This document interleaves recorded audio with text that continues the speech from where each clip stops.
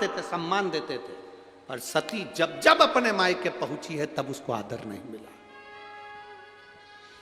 एक बहन की शादी ज्यादा पैसे वाले में हो जाती है, एक बहन की शादी कम पैसे वाले में हो जाती है। शादी में तुम्हारे मायके में जब सब बहनें इकट्ठी होती हैं भाई के यहाँ पर, तो भाई को चाहिए ये मत सोचना कि मेरी बड़ी बहन आई है तो उसका पति ये है वो है और उसके पास बहुत पैसा है तो मैं उसको ज़्यादा आदर दूं, और जिसके पास नहीं है उसको कम आदर दूं। ना ना ना, सबसे ज़्यादा आदर आप उसको दीजिए जिसके पास कुछ भी नहीं है, उसको सम्मान देना चाहिए।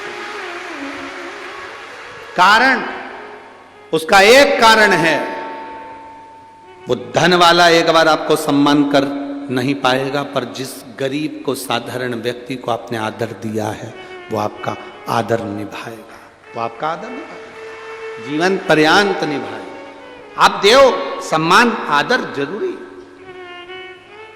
छोटा ना समझा जाए। दक्ष प्रजापति ने सती को बहुत छोटा समझ लिया था। हाँ, शिव जी के साथ भी यही है। शंकर के पास तो बंगला नहीं, घर नहीं, गाड़ी नहीं। चंद्रदेव के पास में मेरी 27 कन्या भी यही, चंद्र सोने का मुकुट पहनते हैं। कामदेव हीरे का मुकुट पहनते हैं। मेरी बेटियां जिस जिससे भी यही, उनके सोने के महल, सोने की अटारियां, सोने का घर, सुंदरता बहुत है। शंकर भगवान तो भस्म रमाते हैं, सोने का आभूषण नहीं, सिर पर मुकुट नहीं, इसलिए जटा बांध कर बैठे रहते हैं, सोने का मुकुट भी नहीं।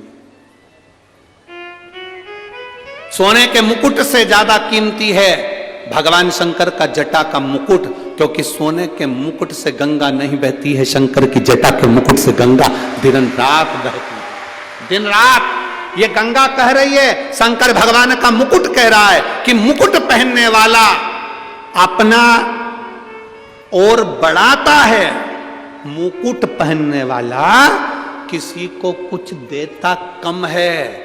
पर शंकर का जो मुकुट है गंगा का, शंकर का जो मुकुट है जटा का, वो लेना नहीं जानता, दिन रात बरसा रहा है, गंगा का जल दे रहा है। शिव देते हैं, लेते कम। लेते क्या है तुमसे? एक लोटा, उससे ज्यादा क्या लिया उसने? कभी मेरे भगवान ने आकर नहीं कहा तुम्हारे पास में कि तुम मुझ पर विश्वास करो, तुम मुझ पे